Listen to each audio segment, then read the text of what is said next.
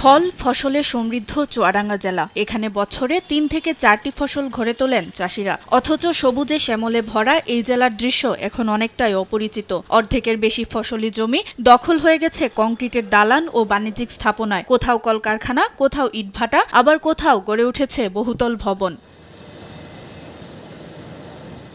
গেল এক দশকে জেলায় আবাদি জমি কমেছে ৫,০০০ হেক্টরের বেশি। কৃষি বিভাগের হিসাবে বছরে গড়ে জমি কমছে ০.৭২% হারে। কৃষি জমি না থাকায় কমছে চাষাবাদও। এসব জায়গায় অবাধে গড়ে উঠেছে আবাসন, কারখানা, ইটভাটা সহ বিভিন্ন বাণিজ্যিক স্থাপনা।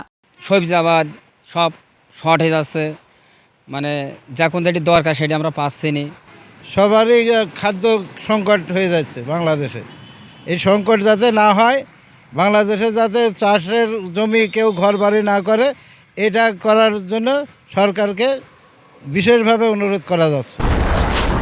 হিউস্টনে রকিং টেস্টি, সীমানা ছাড়াও নিজেকে হারাও। অন্য শ্রেণীর ভূমির চেয়ে তুলনামূলক দাম কম হওয়ায় একটি শ্রেণীর লোকজন কৃষিজমি দখল ও ক্রয়ের মাধ্যমে তা ধ্বংস করছে। ফলে কমছে উৎপাদন, আর কৃষি পরিবেশ ও জলবায়ুর উপর পড়ছে বিরূপ প্রভাব। অসাধু ব্যক্তিরা যারা গোডাউন সহ বিভিন্ন ব্যবসা প্রতিষ্ঠান করার করছে, যে কারণে আসলে ফসল যে আমাদের উৎপাদিত যে আসলে কৃষি পণ্য যে ফসলগুলো সেটা আসলে ব্যাহত হচ্ছে।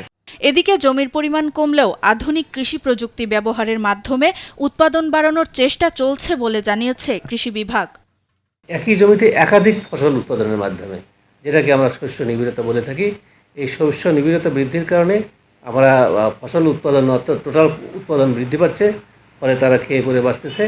আবার একক পরিমাণ জমিতে ফলন বৃদ্ধি পাচ্ছে।